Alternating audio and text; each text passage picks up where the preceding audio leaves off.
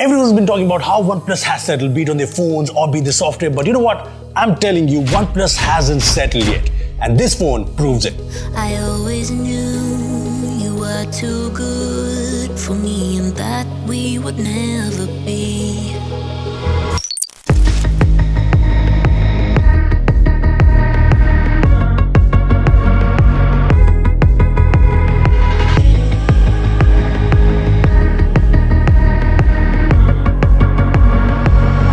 This is the new OnePlus Open and I've been using this phone for a week now, and this finally brings some serious competition to the only option we have here in India in terms of foldables, the Samsung Galaxy Z Fold. Trust me when I say that this takes on the Galaxy Z Folds and even beats it in some aspects, which I wasn't expecting. Look, this is the new OnePlus Open in my hand right here, and there are a lot of impressive things about this phone, but I remember when I first unboxed this, what surprised me the most is the in-hand feel of the phone.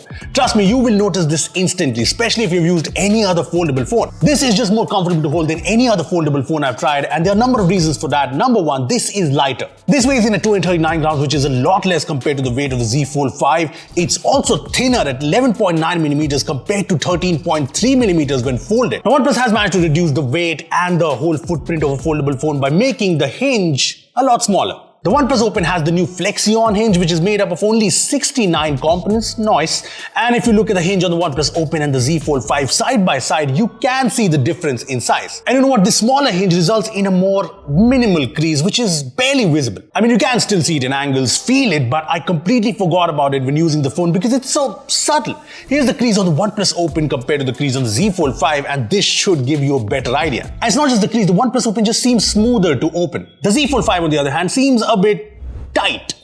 And it's not like the smaller hinge impacts the durability of this phone. In fact, the durability is one of the key aspects of the OnePlus Open. I mean, with a foldable phone, you're always a little skeptical, but the hinge on the OnePlus Open seems solidly built. It just looks very seamless.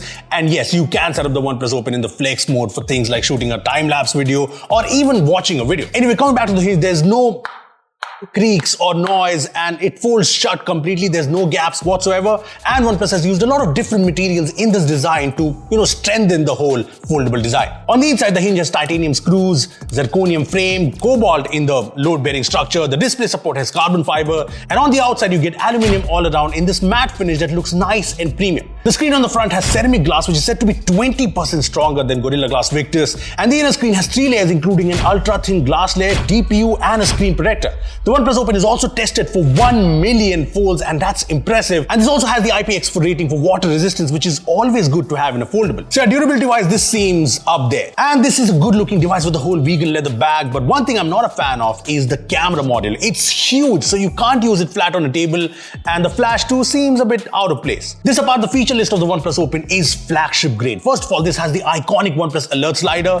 You get the fingerprint scanner in the power button, which is slightly higher placed, but it's fine. You get the volume rocker here, and all the buttons here are very tactile. There's also the IR blaster on the top, and the USB-C port is a fast 3.1 port. What's interesting though is that this has a 3-speaker setup. I mean, seems like a quad speaker setup with 2 on top, 2 on bottom, but on the bottom only one of these is a speaker. Anyway, these speakers are actually good. They're fairly loud and they have nice clear sound. The displays are also as high-end as it gets. The big inner display is a 2K AMOLED with the 120Hz refresh rate and LTPO support, and just look at the peak brightness, 2800 nits. Now this has a more squarish aspect ratio, so you'll still get letterboxing in videos unless you really zoom in, but this display is top end. It gets very bright outdoors, it's super smooth to use, it's crisp when browsing articles, and movies and shows look awesome, especially Dolby Vision and HDR content. I mean, you can see the Dolby Vision tag in Netflix's playback specs. Now, another thing to note, the bezels are fairly narrow, definitely better than the bezels on the Pixel Fold. Now, unlike a lot of other foldables, OnePlus hasn't compromised on the cover screen, which gives the phone a very usual phone look.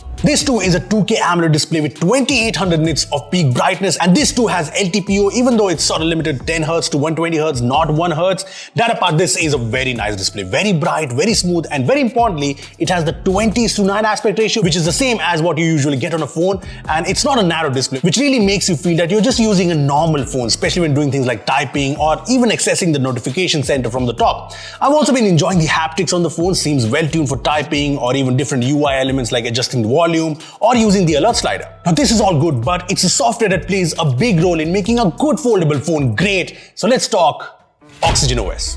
So you get OxygenOS 13.2 here, and this is optimized for the big screen experience. First, you get a couple of live wallpapers that react to how much the device is folded. I mean, this looks pretty cool.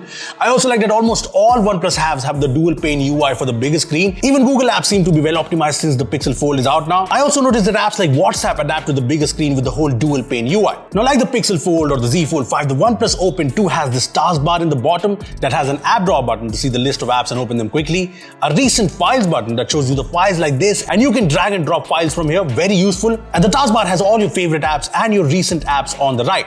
Now this means you can drag an app from the taskbar to open it in split screen like this, easy. And I like that you can even have 3 apps open at the same time like this, so the apps are not too shrinked and you can switch between them easily. This is pretty cool.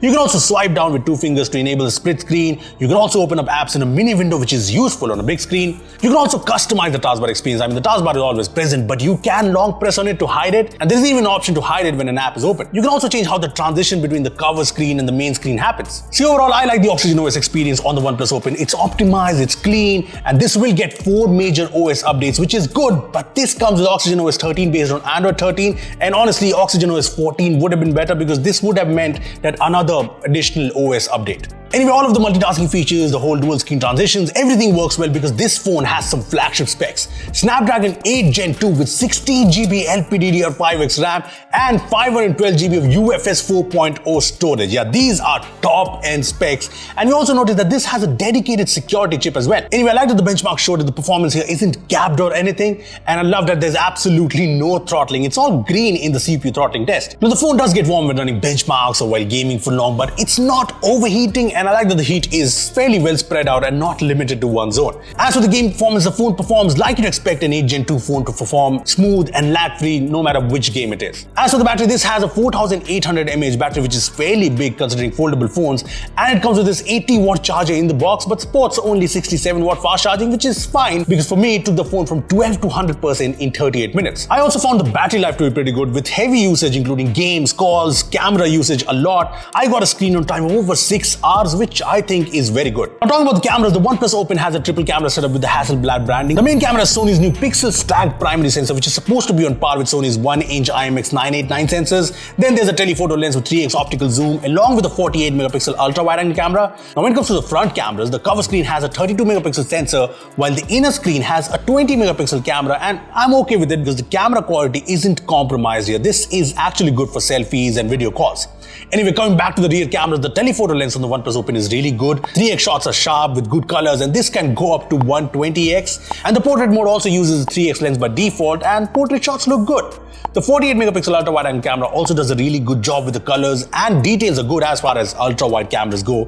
And as for the primary camera, I had high expectations from it, but somehow the photos from the primary camera are a little lacking in terms of detail. I mean, the colors are natural, dynamic range is good, be it in daytime or low light shots. As for the detail problem, we got an update that's supposed to improve the camera, so hopefully this fixes it because this seems like a good camera setup. As for the videos, OnePlus Open does 4K 60fps videos from the rear cameras, and you can even shoot Dolby Vision videos at 4K 30fps. And as for the front cameras, they are limited to 4K 30fps. Anyway, I did shoot some videos on the main camera and they look good with good stability, so no problems there. Lastly, on the connectivity front, this has a dual SIM slot with eSIM support as well, and there's 19 5G bands, Wi-Fi 7 and Bluetooth 5.3. Look, all said and done, one thing is for sure, the OnePlus Open is one of the most exciting OnePlus phones I've used off late. And I say that because this brings some much needed competition to the Z Folds. I mean, it's clear that OnePlus has put in a lot of work into this because for what is their first foldable phone, the foldable design is very refined and seems very durable so far. The software is also well optimized for the bigger screen and it has the specs you expect from a flagship phone. Yes, the main camera could have been better, but apart from that, it's clear that OnePlus hasn't settled.